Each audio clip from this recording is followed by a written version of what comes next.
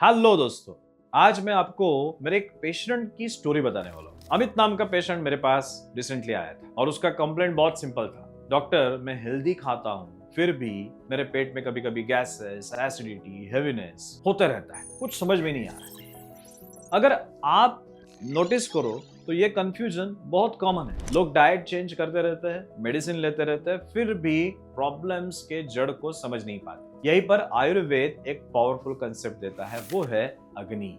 चलो इसे समझने की कोशिश करते हैं। ये अग्नि है क्या? तो ये अग्नि सिर्फ एक कंसेप्ट नहीं है, ये एक्चुअल रिप्रेजेंट करता है आपके एंटायर डाइजेस्टिव और मेटाबॉलिक सिस्टम को, जिसमें स्टमक का एसिड सिक्रीशन, डाइजेस्टिव एंजाइम्स, गट की मोबिलिटी, उसके साथ साथ लिवर का मेटाबॉलिज्म और इवन गट माइक्रोबायोटा भी इंक्लूड होते हैं। अब समझते हैं प्रॉब्लम होती कैसे है।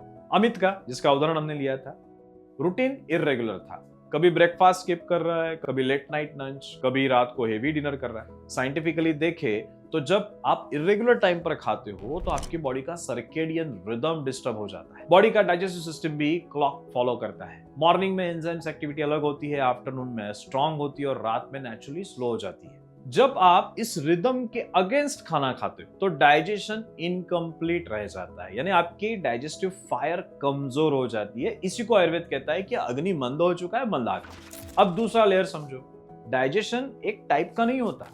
अगर किसी की गट मोटिलिटी फास्ट है और एसिड सिक्रीशन ज्यादा है तो वो acidity, burning, loose motions experience करने वाला है। आयुर्वेद में इसे पित्त डोमिनेंस कहा जाता है। अगर किसी का गट इरेगुलर है, कभी फास्ट कभी स्लो, तो गैसेस, ब्लोटिंग, कॉन्स्टिपेशन होते हैं, उसे वात इम्बैलेंस का पैटर्न कहा जाता है। और किसी व्यक्ति का मेटाबॉलिज्म स्लो है, गैस्ट्रिक एम्प्टिंग टाइम डिलेड है, तो वो हेवीनेस, लिथार्जी, पोस्ट मील स्लीपीनेस फील कर रहा है, उसे कफ डोमिनेंस कहा जाता है। मतलब आयुर्वेद के दोषाज एक्चुअली बॉडी के फंक्शनल पैटर्न को प्रिस्क्राइब करते हैं, जो मॉडर्न साइंस में gut motility, enzyme activity, metabolic rate के थ्रू एक्सप्लेन होता है।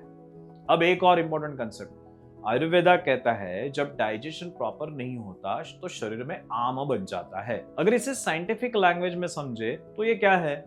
ये रिप्रेजेंट करता है पार्शियली डाइजेस्टेड फूड पार्टिकल, जो एक्चुअली गट इन्फ्लेमेशन, हमारे बॉडी में टॉक्सिन बिल्टअप और अनहेल्दी गट बैक्टीरिया को ओवरग्रोथ करने में जिम्मेदार होते हैं। इसी को आजकल के मॉडर्न वर्ड्स में leaky gut syndrome, endotoxin, metabolic waste, इस तरह से इसका नामकरण किया जाता है। आयुर्वेद इन सारे प्रोसेस को आम कहता है, यानी आपने खाना खाया लेकिन आपकी जो डाइजेस्टिव सिस्टम है वो सिस्टम उसे डाइजेस्ट नहीं कर पाई, इस वजह से ये सारे टॉक्सिन्स, एंडोटॉक्सिन्स, यानी ये विषय ऐसे है कि जो आपके शरीर में काम ठीक से नहीं हो रहा है अग्नि का, इस वजह से पैदा हुआ है। ये समझ लो कि जब आपकी बॉडी में आम है तो सिर्फ डाइजेशन नहीं बल्कि fatigue, skin issues, joint pain, insulin resistance तक प्रॉब्लम क्रिएट कर सकता है। तो डाइजेस्टिव सिस्टम बहुत पावरफुल चीज है। अब एक चीज और जो लोग इग्नोर करते हैं वो है ब्रेन और गट का कनेक्शन।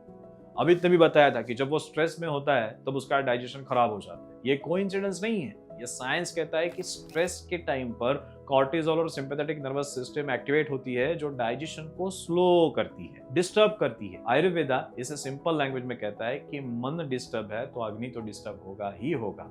अब इसका सॉल्यूशन क्या है? अमित ने जब सिर्फ 3 चीजें फिक्स की, जैसे कि फिक्स मील टाइमिंग, रात को लाइट डिनर और खाना खाते वक्त डिस्ट्रैक्शन कम, मोबाइल वगैरह कुछ नहीं, टीवी नहीं, मोबाइल नहीं, कुछ नहीं, फोकस पूरा खाने पे, इसी से उसका डाइजेस्टिव सिस्टम नेचुरली काम करने लगा। कोई बहुत सारी मेडिसिन लेने की आवश्यकता नहीं पड़ी और इन सिंपल 3 चेंजेस से उसका अग्नि स्टेबल हो गया। यहां से क्लियर अंडरस्टैंडिंग मिलती है, डाइजेशन सिर्फ क्या खाया इससे डिसाइड नहीं होता, बल्कि कब खाया, कैसे खाया और बॉडी का पैटर्न क्या है, ये सब भी इक्वली इंपॉर्टेंट है।